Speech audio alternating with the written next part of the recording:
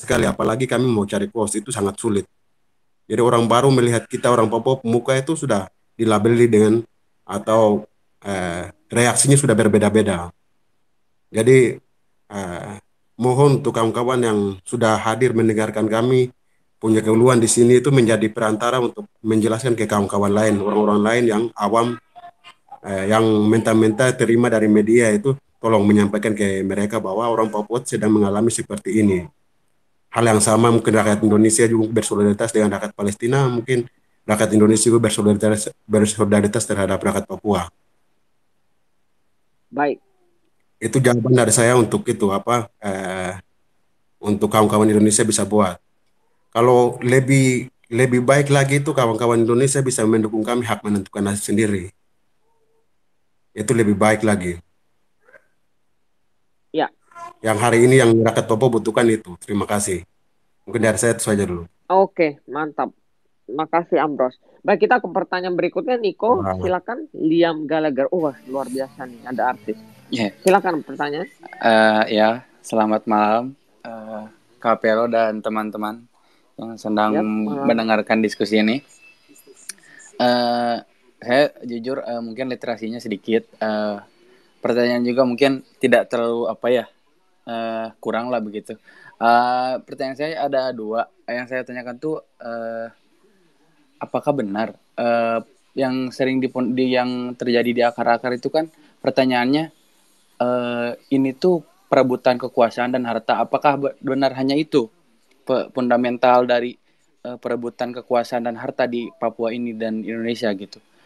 Terus yang saya ingin tanyakan, PON di Papua itu tidak takut apa dijadikan bahan baru untuk pemerintah mempunyai legitimasi lebih untuk memberantas atau melakukan kekuasaan lebih kepada orang Papua gitu, seperti yang dilakukan seperti Asian Games kemarin, banyak orang yang terbunuh, dianggap begal atau apa, disebutnya cleansing, pembersihan sebelum acara atau apa gitu. Itu terjadi di Jakarta pun begitu gitu, banyak ketidakadilan yang saya baca di Kontras ya, banyak gitu, apalagi ini di Papua gitu, yang menariskan dalam arti uh, kemanusiaannya akan lebih berkurang gitu.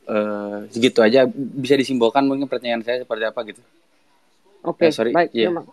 Iya. Tadi yang pertanyaan pertama terkait apa? Sorry, lupa. Iya, Yang kedua. pertanyaannya ini soal fundamental, apakah benar perebutan kekuasaan dan Oh, harta aja gitu. oke, oke. Ya gitu. Ya, oke. Makasih. Iya. Baik, mungkin untuk Terima kasih Kak pertanyaan Pero. pertama. Ya, makasih juga pertanyaannya.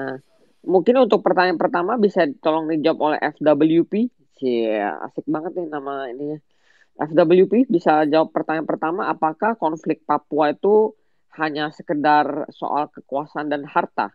Cih, kayak sinetron harta. FWP, halo, Halo, selamat malam. malam, silakan. Halo, selamat malam buat teman-teman kita semua di Papua maupun di luar Papua. Saya dari Nabire berbicara ini. Yep. Maaf kalau saya punya bahasa Indonesia ini masih tidak terlalu kayak maksudnya kayak baku gitu. Maksudnya masih bahasa Indonesia logat Papua, jadi sesuai Jelas kok. format. Jadi saya mau berbicara soal yang tadi, apakah soal memperebutkan harta atau ini soal memperebutkan harta saja atau ada masalah apa yang lain kayak gitu. Nah, ini saya mau berbicara di sini soal itu, mau kasih tahu kalau masalah yang terjadi di Papua dari tahun ke tahun, mulai dari tahun 62 sampai saat ini, itu bukan hanya soal harta atau apa, tapi ini kita berbicara soal kemanusiaan. Kalau hanya soal harta, itu di Papua itu banyak orang mati hanya untuk pembangunan yang diadakan, pasti ada korban nyawa, dibangun jalan, dan sekarang yang ada dibikin jalan dari mana ke mana, dari Wamena sambung ke Nabire, dari Manokwari ke Nabire, Jayapura ke Wamena, itu sudah makan nyawa terlalu banyak. Jadi itu kita bukan berbicara soal harta atau apa, tapi kita berbicara ini soal kemanusiaan, sakit yang rasakan oleh kami orang Papua, karena saya ini salah satu bagian dari korban dari 8 Desember paniai berdarah tahun 2014 waktu Jokowi baru dilantik, padahal kami pilihnya itu 100% dari daerah kami. Dan itu salah satu korbannya itu kakak kandung saya sendiri. Jadi kalau kita berbicara soal macam mau harta saja atau apa, itu tidak. Itu jawabannya bukan. Kami berbicara soal kemanusiaan. Tapi kalau setiap kita mau berbicara soal kemanusiaan, entah itu di luar Papua, di dalam Papua, itu kita selalu dibungkam. Itu yang kami sangat tidak terima sekali. Jadinya apa ya? Kami punya rasa untuk membela diri kita itu semakin muncak. Jadi suatu ketika di mana ada masalah atau apa yang terjadi, itu kami lampiaskan kemana-mana.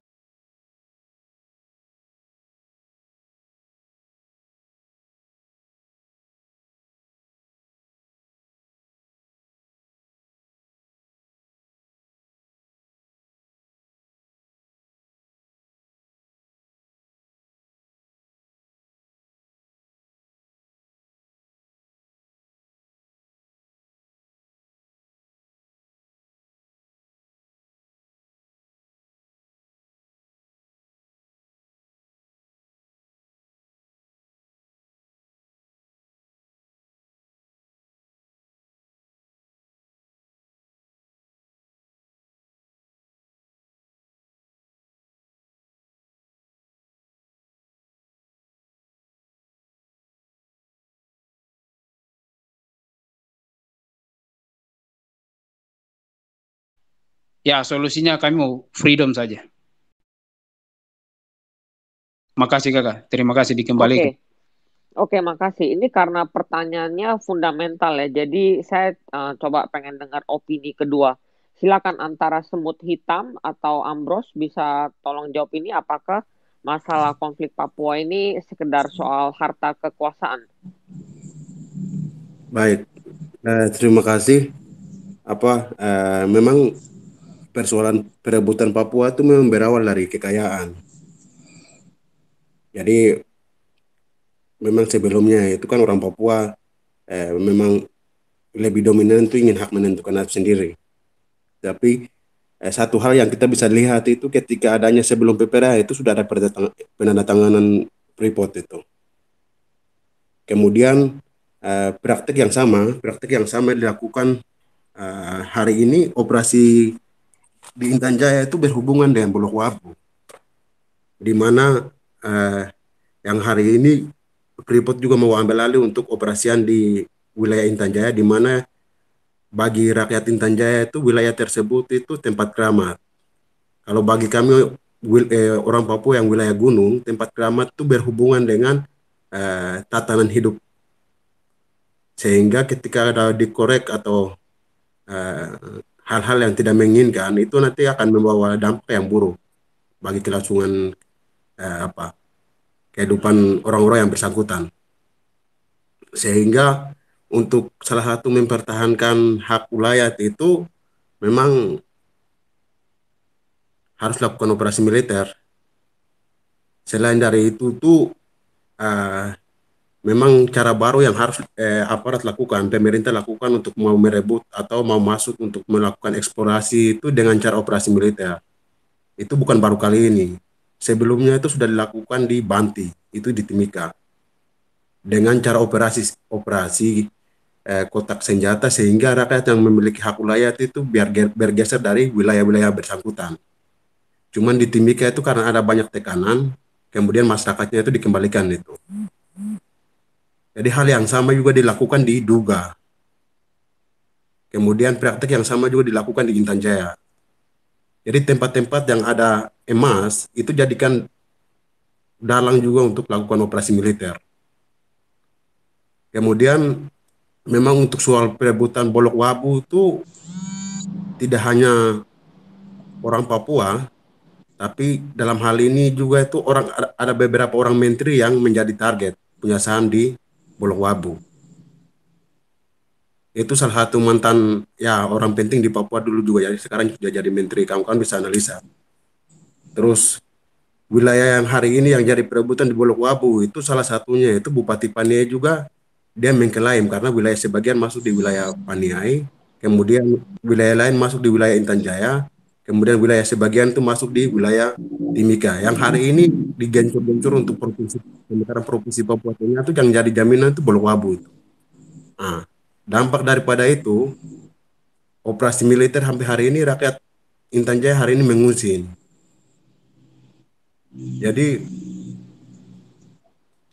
apa persoalan Papua itu tidak hanya toh untuk orang mau hak menentukan nasib sendiri tidak, tapi ada berhubungan dengan kepentingan ekonomi di Papua. Jadi sampai hari ini saja orang Papua siapa yang punya saham besar di Freeport?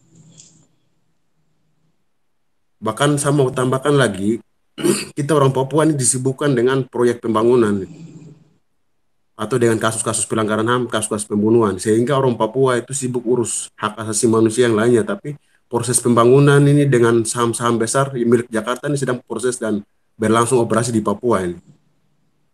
Padahal orang Papua ini disibukkan dengan manajemen konflik. Jadi hal itu yang kita alami di Papua. Mungkin dari saya itu saja dulu. Mohon maaf. Halo. Aduh, saya mute. Aduh. Makasih Ambros. Semut hitam mau tambahin atau tadi pertanyaan keduanya apa sih? Sudah lupa. Ingat tidak ya?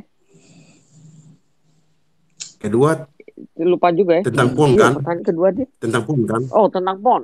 Oh iya betul. Iya. Semut hitam mau tambahin. Jadi iya. Boleh. Ya baik. Iya. Ya saya hanya menyambung dari Nestil dengan saudara Ambros sampaikan tadi. Memang kalau kita lihat secara secara umum memang tujuannya memang tujuan lebih ke kekayaan sih. Dan terus terang saya sejak awal ketika terjadi kasus di Duga tahun 2018, saya sudah berpikir bahwa ini ada hubungannya dengan perusahaan, dengan Freeport. Tapi saya tidak menemukan benang merahnya. Karena Freeport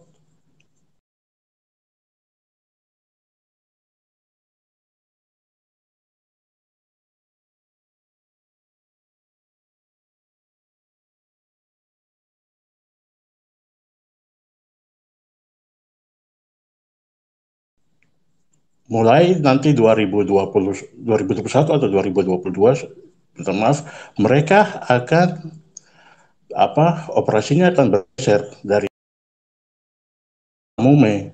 Namun kemudian dengan berjalannya waktu, ternyata emas itu kan tidak hanya ada di situ saja. Mineralnya tidak hanya ada di di Gunung Nemangkawi saja. Ternyata ada di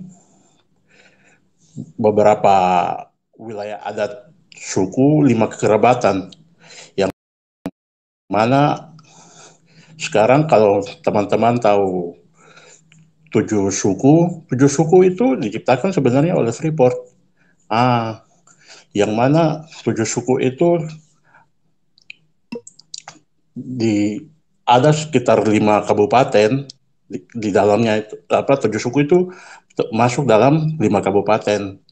Kabupaten Mimika, Kabupaten Duga, Kabupaten Puncak, Kabupaten Intan Jaya, kemudian Deyai sama Dogiai. Nah, jadi kenapa saya berpikir 2018 langsung saya berpikir, wah ini ternyata, karena tambang bawah tanah risikonya sangat besar, teman-teman. Risikonya sangat besar, sehingga mau tidak mau, perusahaan kan dia harus, namanya dia berpikir tentang keuntungan. Jalan satu-satunya mereka harus buat semacam pintu darurat dengan tujuan supaya bisa minimalisir kecelakaan tambang. Karena kecelakaan tambang bawah tanah itu kan resiko tambang bawah tanah itu resikonya sangat besar sekali. Sehingga saya berpikir bahwa kenapa masyarakat Nduga itu akhirnya mereka pergi. Kenapa hanya lokasi itu, tidak di lokasi yang lain. Begitu pula dengan apa yang terjadi di Intan Jaya, masyarakat suku Moni. Kemudian juga di Kabupaten Puncak yang sekarang, yang mana di situ ada dua suku, suku Damal dan suku Dani. Suku Dani dan suku Damal sebagian itu, ada sebagian masyarakatnya yang dulu mereka akhirnya masuk di daerah sekitar Tembagapura. Akhirnya sekitar tahun 97 ketika Freeport melakukan perluasan area operasi, mereka itu diturunkan di dataran rendah Kabupaten Mimika. Pada 2013 sampai 2014 itu sempat konflik di sana, konflik horizontal.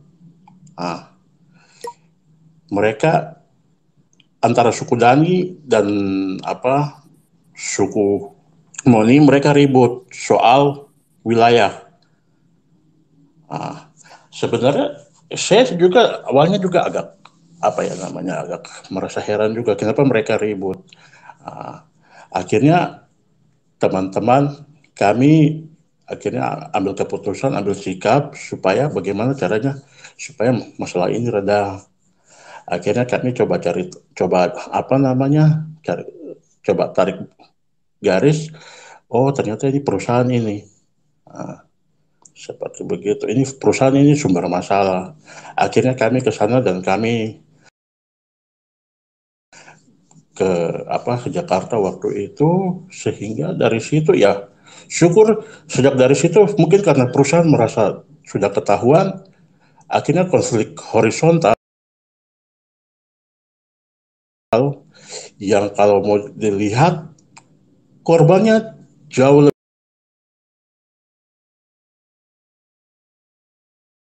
lebih banyak dan oleh oleh pemerintah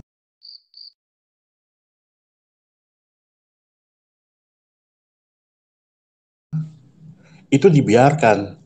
Mereka menganggap bahwa perang suku itu sesuatu yang sesuatu yang biasa, itu berhubungan dengan kultur, sehingga tidak diproses melalui hukum positif yang berlaku di Indonesia. Padahal kalau mau dilihat jumlahnya jauh lebih banyak. Seperti begitu. Itu sehingga kita juga tidak hanya menyalahkan pemerintah pusat, tetapi pemerintah daerah juga, karena di situ ada orang-orang yang ikut terlibat. Mereka sengaja menciptakan konflik. Karena seperti yang tadi Saudara Nestil bilang tentang jumlah penduduk yang berkurang, ini juga salah satu, bukan hanya pelanggaran HAM saja yang orang asli Papua. Nah, konflik horizontal itu sendiri kan biasanya yang ikut bermain di situ kan laki-laki. Laki-laki itu di dalam kultur orang Papua dan orang Indonesia secara pada umumnya kan yang menganut sistem patrilineal. Laki-laki itu kan diakui, laki-laki itu harus ada.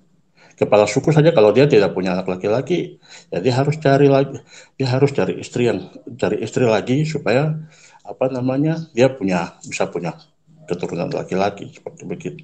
Laki-laki itu sangat dihargai. Terus mungkin saya langsung lanjut ke pertanyaan kedua. Ya sebenarnya kalau pemerintah mereka beranggapan bahwa ini bisa menaikkan nilai tawar secara politik terhadap orang Papua, ya sebaiknya mereka memberikan kuasa penuh kepada masyarakat Papua. Tapi ya jangankan PON,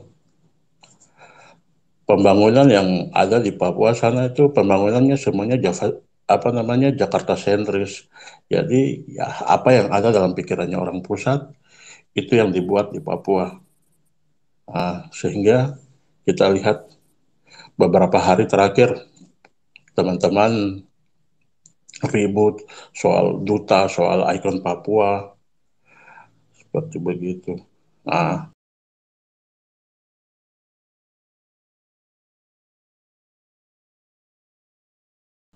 kita tidak melihat bahwa ini dan pemerintah pusat, Kemenpora sendiri juga akhirnya dia kayak buang badan gitu. Dia